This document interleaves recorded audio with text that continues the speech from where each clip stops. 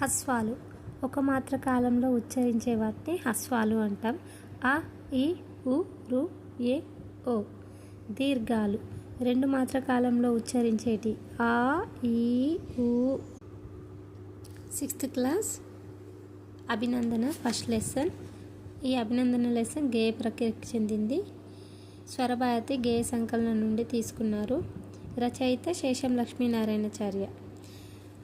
ఇందులోని గ్రామర్ ద్విత్వాక్షరం అంటే ఒక హల్లుకి అదే హల్లు ఉంటే దాన్ని ద్విత్వాక్షరం అంటారు. సంయుక్తాక్షరం ఒక హల్లుకి వేరొక హల్లు ఒత్తుగా ఉంటే దాన్ని సంయుక్తాక్షరం అంటారు. సంశ్లేషాక్షరం ఒకటి కన్నా ఎక్కువ ఒత్తులు ఉంటే దాన్ని సంశ్లేషాక్షరం అంటారు. ధైర్యంగా నువ్వు ఒక్క అడుగు వేస్తే విజయం 10 అడుగులు ముందుకు వస్తుంది. విశ్వకవి రవీంద్రనాథ్ ఠాగూర్ చెప్పారు.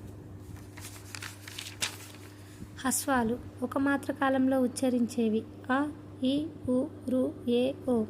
దీర్ఘాలు రెండు మాత్ర కాలంలో ఉచ్చరించేవి ఆ, ఈ, ఉ, రు, ఏ, ఐ, ఓ, ఔ. ఉభయాక్షరాలు సున్నా, అరసున్నా, విసర్గ. సున్నాని ఏమంటామంటే పూర్ణ బిందువు. అరసున్నాని గ్రాంధిక భాషలో ప్రావీణ్యం ఎక్కువ ఉంటుంది. అరసున్నాకి విసర్గకి సంస్కృత పదాలకు మాత్రమే చేరుతుంది.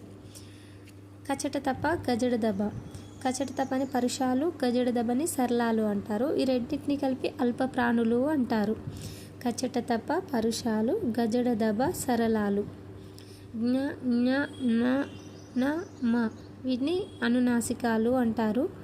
నాసికం అంటే ముక్కు, ముక్కు ద్వారా పలికేటి అనునాసికాలు. యావారాల అంతస్తాలు.